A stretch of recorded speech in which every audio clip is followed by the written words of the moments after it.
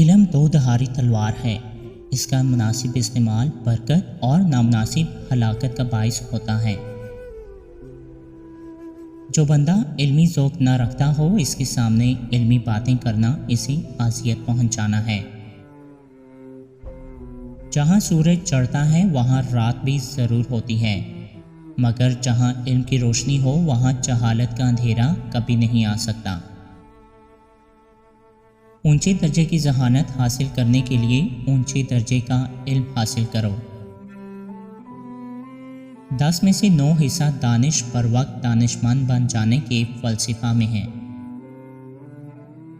پہاڑ قدم بہ قدم سر کیا جاتا ہے، اور اس طرح عقل بھی درجہ بدرجہ حاصل کی جاتی ہے۔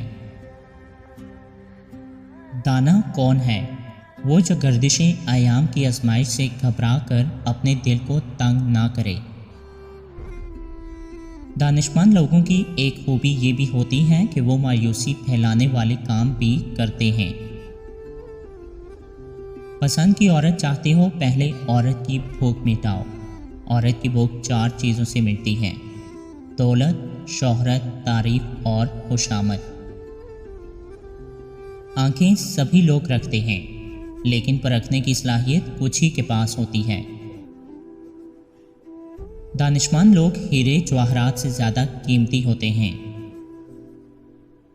جب خدا کسی پر مصائب نازل کرتا ہے تو ساتھ ہی اس کی دماغی قابلیت بھی بڑھا دیتا ہے۔